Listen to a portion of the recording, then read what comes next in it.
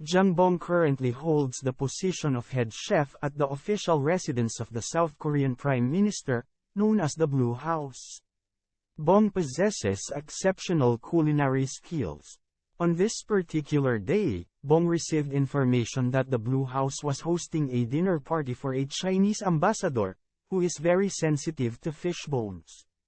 Given this special request, Bong was tasked with creating a delectable fish dish completely devoid of any bones. As night fell, the dinner was ready and elegantly presented to the ambassador. Initially, the ambassador seemed pleased with the dishes served. However, his satisfaction was short-lived when he discovered a hook in the fish as he took a bite. Several guards were searching the mansion to find him. In the following scene, 2 police officers knocked on his apartment door to investigate what happened at the ambassador's dinner. This puts Bong in a serious dilemma. He couldn't believe this had happened. Realizing that he is in trouble, Bong attempts to escape through the balcony but accidentally falls into a pool below, colliding with his head on the bottom of the pool. Strangely, he continues to descend as a woman approaches, swimming towards him and pressing her lips to provide oxygen. When Bong regained consciousness, he found himself lying on an unfamiliar bed in a room that seemed even more unfamiliar. He noticed that his arm muscles were gone. The fat seemed to have replaced his muscles. Bong sensed that something was not right and hurried to a nearby mirror. His reflection stunned him as he found out that he had become a woman. He tried convincing himself that it was only a dream. He gazed at the woman in the mirror. He could recall that she was the one who had saved him from the water. He also noticed that the tone of his voice had changed. The servant came and was so happy that she woke up and served her some tea. He was beginning to enjoy the moment but suddenly blew out the tea because it tasted bad. He cautiously left the room to unravel the mystery, only to encounter dozens of women outside who bowed and addressed him as Your Highness. Bong ran out of the building. Then, he senses that something is missing. This is when Bong realizes that he has lost his birdie. Bong learns he is now in the Joseon dynasty in the year 1851. He now believes he inhabits the body of Kim So-young. The maid explains that her body was found floating in a lake after an unknown accident occurred. Bong thinks that the ticket back home is the lake. He asks the maid to lead him to the lake. There, he suddenly runs quickly toward the lake, planning to jump in and return to the present. Sadly, his plan to jump takes an unexpected turn as he lands on muddy ground. As they walked back to the palace, Bong was very disappointed. Matters worse, Bong discovers that Kim So-young is scheduled to marry King Chul-jong and will become queen in the next few days. Upon learning that Kim So-young was to become the queen, he believes that he now has the power to command due to her current position. So, Bong commanded the servants to fill the lake with water. However, the servants explained that they couldn't do that because it was the Grand Queen's decision to drain the lake to prevent accidents from happening again. Then, a lady servant accidentally poured water on Kim So-young. She was very afraid, asking for forgiveness to spare her life. King Chul-jong noticed this from afar. The maids greeted the king upon seeing him. When Bong found out that the king was there, he immediately ran to the king.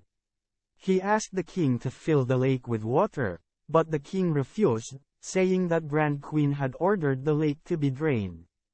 Bong dared the king to do this because he was the highest authority in the land. However, the king said he was allowing it out of respect for the Grand Queen. He had a dispute with the king. The king said he should be respected because he was the king, and she must obey him. Suddenly, Bong slapped the king. Everyone was surprised. "Why did you slap me?" the king said. Bong replied, "You demand respect, but you're the one who shows none. Why are you covering your nose while talking to me?" The king did not argue anymore and then left.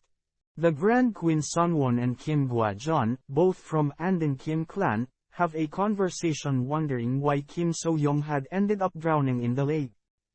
The Grand Queen, thinking that it may be the woman selected to be the royal concubine Jo Hwa-jin, who pushed the destined queen into the lake. Jo Hwa-jin is from the Pungyang-jo clan. In the session hall, it was mentioned what happened to Kim So-young. The Pyongyang-jo clan said they received news that the next queen was not in her right mind. This was quickly rebutted by the opposite clan, who said this was just a rumor and didn't want the king to bother about it. Anden Kim clan also mentioned a eunuch who saw a suspicious woman at the time of the incident, claiming it was the first selected Jo Hwa-jin as seen by the eunuch.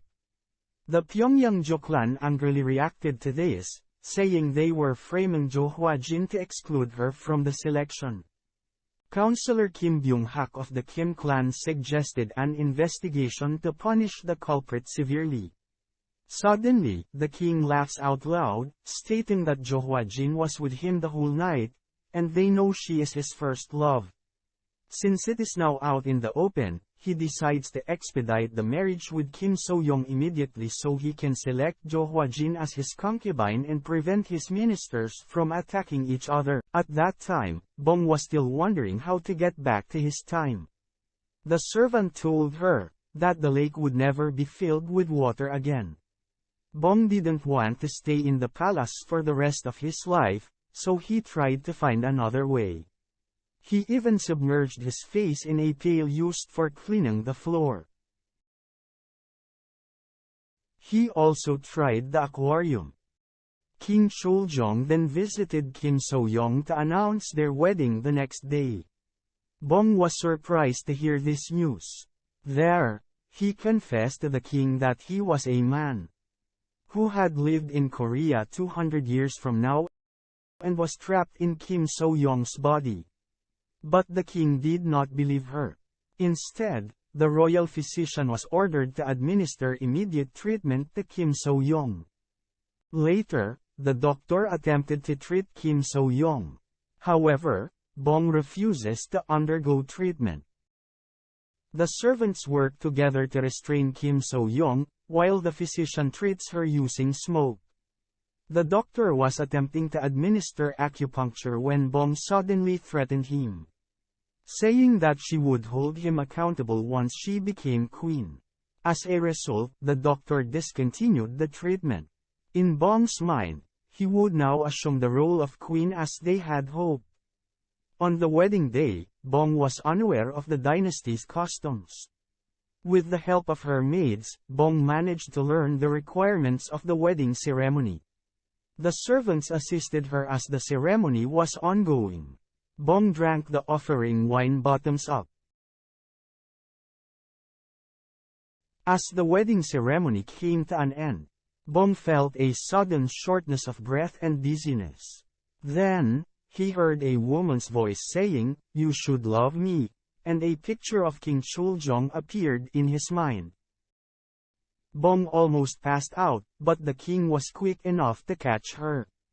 Meanwhile, the selected concubine Jo Hwa-jin is preparing to live in the palace. She pays respect to her parents as her parents wish her luck. That night, Bong, who is now queen, was invited to the king's chambers to sleep with him. Bong was horrified by the thought and offered the king a drink, hoping that the king would pass out. He tried everything to divert the king's attention, but it had no effect on the king.